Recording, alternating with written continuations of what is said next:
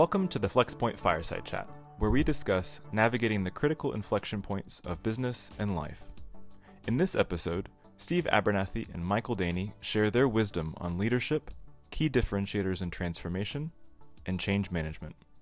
Steve is the Vice President of Service Excellence and Advanced Analytics at Archrock, and has worked with Michael and the FlexPoint team on major transformation efforts. Here's more from Steve. I think good leadership, you definitely, to me, have to be vulnerable in front of your people. They have to know that you're a real human being, and that you care. You've got some humility and stuff, and, one of the things I think that's important is making sure people know you care. And you can show that in more ways than you think, but little things matter, right? And, to me, it's always making sure I thank everybody, recognize people in the mornings when I walk in, and just go out of your way to learn something about somebody when you're in the galley, that you might not normally talk to. And those are all just key things. I make sure that little things. I'll just give a couple of quick examples. One is, typically all the people that work for me get a Christmas card from me. Yep. The people, whenever I give them their bonus letters or their merit letters and stuff like that, I don't just give them the letter with my signature. I make sure that I tell them how much I care, how much they've done to make an impact to the company. Those personalized letters, I found out later, were very important to people. Very important, and they looked forward to that recognition, and it's deserved. And we need to be those kind of leaders that take it. And I actually picked up on that letter writing thing, reading the book, one of Lou Holtz's books. He may still be a prolific recognition person and letter writing person, and does those things. And I thought, well, golly, if he can do it, by gosh, that's the kind of leader I want to be. Yeah. I mean, I think those things go such a long way. I've got a stack of stationery that I once or twice a week write on. I have terrible handwriting. It's probably painful for people to look at it, but I think it means so much more when someone takes a minute to write something personal and specific about what you did versus just saying it in passing or an email. And I think the other thing that comes to mind as you were talking about both the vulnerability piece and the getting to know folks on an individual personal level is those things are great leadership qualities regardless at any time. But I think they're especially important during times of change, because that's when folks naturally feel the most uncertainty and anxiety. And so knowing that their leader is kind of with them on the journey, I think is so meaningful. Yeah. And I think you got to also, as a leader and all of that, have a little fun and have some fun in and around the people in the office, because if everything is serious all the time, man, it's just, good gosh, who wants to come to work in that every day? And you can't do these things in the office anymore. We used to do a lot of safe, practical jokes, even when I was at Texas Tech. Yep. At Halliburton, things that make it fun. And so, you can't necessarily do that in today's world. So, but you can still, have fun and cut up and, make fun of yourself even, people really enjoy those things. Yeah, I agree. Well, we kind of started going down this path and talking about leadership and some leadership practices. But when you think about the different transformation initiatives you've led and been a part of, you always joke you could write a book with all these lessons learned. What is another kind of key lesson learned that jumps out at you as being really important in those times of change? Kind of the first thing for me when I think about change and leading these kind of change efforts, there's two things that jump out immediately. The first one is you have to truly assess your processes and identify the differentiators in those. And I say that to mean, are you really transforming this effort, or are you really just doing a process improvement? And then if you really want to transform the company, what are the things that are really going to differentiate you in this transformation? You've got to rigorously assess that then deeply, because true transformation is you're fixing to change a lot of the ways you do things and behave differently and expect people to behave differently. And that's a huge difference than let's go do a Kaizen event, right? Yeah. That's a huge difference. And so you really have to be serious about it when you're doing it. It's a big investment, and you need to make sure you clearly understand what you're doing and why you're doing it. That's the number one thing that I would do before I ever took off on any of it. And I think along those lines, and we've talked about this some in the past too, but in the same way you said, kind of, is it just process improvement or is it true transformation? I think the other flavor of that is it transformation or is it just modernizing some technology? Because a lot of our clients right now aren't trying to totally transform their business. They're saying, how do I get off a 30-year-old mainframe and onto a cloud ERP or cloud technology? That's still very hard. It's a tough journey. It requires a lot of these lessons, but it has a little different flavor than we want to create a new business line or we want to radically reinvent the way we serve our customers or those things that really are kind of transforming the model. And I think that idea you said about which pieces of the business are differentiating is so important, especially if you're trying to slam any of that into a commercial off-the-shelf solution. Like, figure out the processes that you can standardize that don't matter. And then the other 20% of secret sauce stuff, that's where you invest in building up your own way of doing it for a competitive advantage. The big differentiator, and that's kind of, in the process age written a long time ago by Keene, one of the things he talks about is what is your identity process? How, that identity, that those one or two or three processes that differentiate you from anybody else, and how do you capitalize on that, right? And that's what it is. And a lot of times you do have to transform those things over time because the market changes, the world changes around it, and it does, put you at a disadvantage. Yeah, no doubt. Today, with competitors that can come in with technology and stuff and innovate over the top of you, it's extremely important to make sure you're always looking forward. Yeah, couldn't have said it better myself. I think that's a great one to start on around kind of what your differentiators are. What's another key lesson that jumps out at you? I think the second biggest lesson and the thing that you've got to do, and this is probably harder than the first one because this gets personal. You really have to assess your team and leadership capacity for this level of change. It is tough because you've got to assess up and down the chain.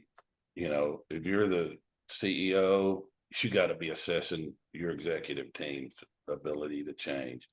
If you're an senior executive, you got to be looking at the next level down, or your senior directors, VPs, can they lead you through this kind of change? And the truth is, if they can't, then you've got to make a change. You got to find somebody that can fulfill that, because if you don't, you're going to be in trouble at some point in this kind of change. And even if you've got the right people in your IT or your operational, that next level down, that senior level, is so important to the making it sticky, but also making it happen at that time. So that's a critical piece of the whole thing. When some of those, you'll be able to move, and some of those you won't be able to move. So that's very, very tough. And it's hard to do because sometimes it's like, man, they're great, but maybe they're great at maintaining, but maybe they're not great at growing. Yeah. And I think you need somebody that's ready that can transform you. And if you don't have it, you got to make the move.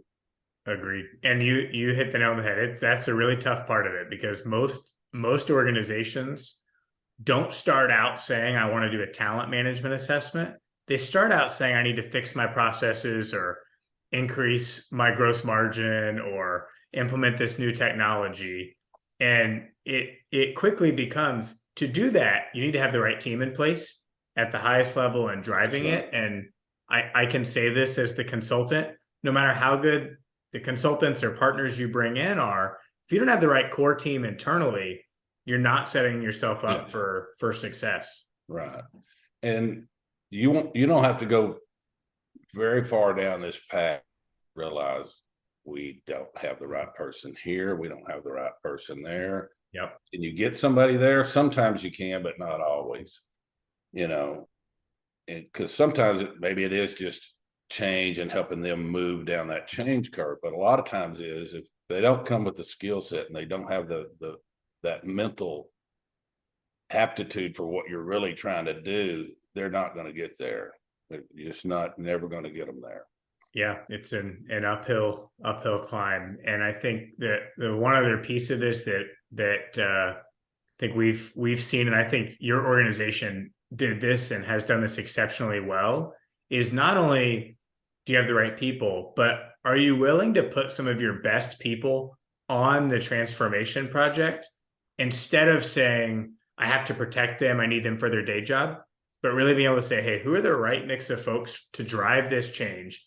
We'll backfill, we'll find the right mix, but let's take some high potential kind of future leaders and folks that know the business really well and embed them in the change initiative. I think that's something that really was a differentiator in some of the wins as part of the work that you and Archrock have been doing over the last several years. Absolutely. And we got early agreement from the senior leadership of the company that we want to put our best people on it because it was obviously extremely important to this, not just the success of the program, but the success of the company. And I did feel really good that we put some really good people out on it. Yeah. Okay. I love your first two. What's your third big lesson, Steve? The third big lesson is kind of a combination. I think that, you've got to really look at your change strategy, and it goes into your whole communication plan and all that. But your change strategy kind of sitting underneath this other big piece, which is what's your big picture view of this change? What's it look like? What's this vision of the future look like? You got to sell that and sell it over and over and over. To do that, you need a good, innovative change strategy to support that. And that change strategy has to be comprehensive. I think the biggest thing that I see that we did invest well in was change management in the really getting this vision out and the compelling change around that. Because I've seen other efforts fail over time, and talking to other colleagues at other organizations, it fails because that's the one thing that I think, I was talking to somebody just today, about change management, and they're like, yeah, that's the one thing that too often happens is they redline change management. Okay, we want to spend this, but we really don't need to spend that much on change management. Let's take that and cut it by 75%. And that's probably one of the worst things you can do. I'm not going to say you can't overinvest in change management. You obviously could, but I think if you innovate and you're smart about how you go about doing it and you invest in that, because the training that comes away from it, the ongoing change management is huge if you're going to move the needle and really get that to be, a part of who you are going forward. Yeah, well said. I may have told you this before, but I used the analogy a couple of years ago. I was buying a new car and they said, oh, if you want the blind spot warning and the rear view camera, that's an add-on package. And I said, what do you mean it's an add-on package? That's core to what I want. Like, I've been driving a 15-year-old car. The whole reason I want a new car is for some of the safety features. That's core. And I think that's how change management gets treated. Like It's an add-on package. Yeah. Like, no, it's core to the success and safety of the program, to really think about how are you enabling and empowering your team members, your customers, whomever, to kind of come along for that journey. Absolutely. For sure. And I think recognition along the way, I've always been a strong believer when you're going through change that, people are always talking about the fence sitters and the naysayers, and they want to go over and spend all their time with naysayers. And I say, no, I say you go spend your time with the champions, put them up on a pedestal, recognize them, reward them. And when they're up on the pedestal, they're here. They're going to start moving off the fence. They'll start moving at least to the fence, right?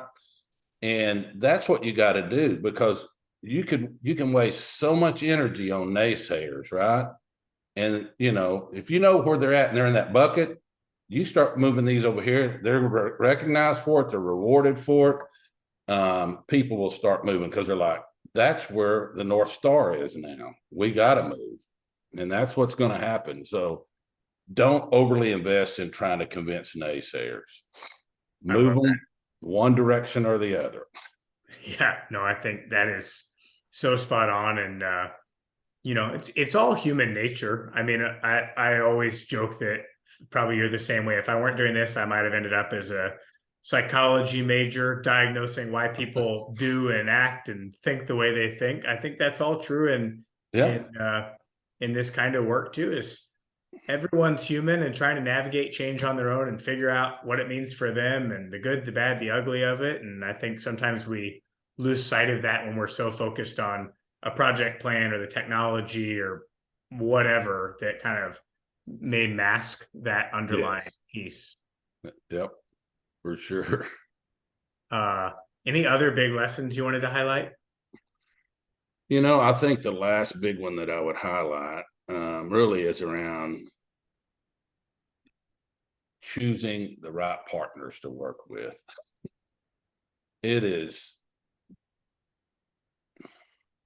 There's no science to that in some ways, right? Mm-hmm.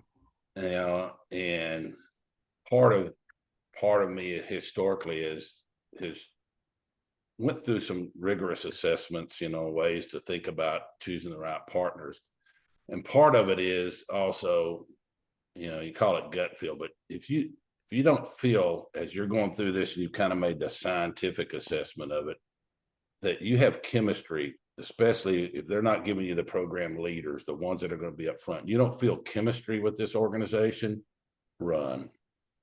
You should run and go look for that organization that can be there for you from a chemistry standpoint.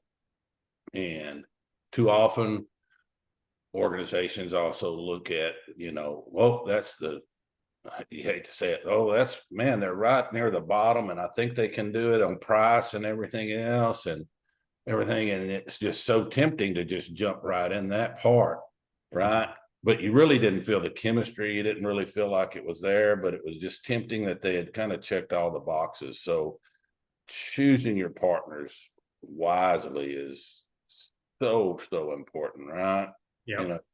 Just cannot overemphasize that enough, because you're fixing to hang your organization on with these partners and what you're fixing to do, and so that also needs to make sure you got higher level eyes on it and everything else as everybody else down here is digging into the technical aspects of these things. And there's a lot of lessons learned inside there, choosing these partners and systems and all of that you've got to kind of peel that onion back with them and dig deeper. Yeah. That's what I've seen in lessons learned and failures is, man, if we'd had known this when we walked in, I would have asked these questions. We would have looked at this and would have talked more about this particular aspect. Yeah. So they just can't, it's expensive when you choose wrong. It is. And I think that there's a layer on that too. We experienced this in working together is you're not just choosing one partner. On some of these large transformative efforts, you might have an ecosystem of 4 or 5 or 10 different partners between Absolutely. a general contractor and system integrators and software partners. And so it gets very messy very quickly. And I think choosing each of them wisely with the chemistry and the skills and experience, but also and I think you helped us do this really well at Archrock, being thoughtful about roles and responsibilities and clarifying between all the partners and the internal team who's doing what, because otherwise it can get into turf wars and finger pointing and all that stuff. Yeah, it's not your traditional RASCI chart for sure. Especially when you get into governance and, because, everybody gets on the playing field, so to say, but how well are they going to play together once they're really under the under the gun, so to say. It's a different thing when you're working with that many at one time. You're absolutely right. Yeah. Well, hey, I think if you're really working on a book on all these lessons learned, we might have just scratched the surface of chapter 1. But Yeah. I think we've covered so much ground in a short time today, and I know those that are watching I'm sure are learning and jotting down notes. And I just really appreciate you taking the time, and looking forward to continuing to partner with you and help drive change. Well, thanks so much. I appreciate the opportunity to spend a little time with you and with some of your customers and others that can maybe learn a little bit of, the pain we've gone through. But there's been some good things too that came out the end of the pipeline, so to say. So no doubt, the happy road with goes that. on forever, as we like to say. Amen to that. Well, hey, thanks so much, Steve. All right. See you.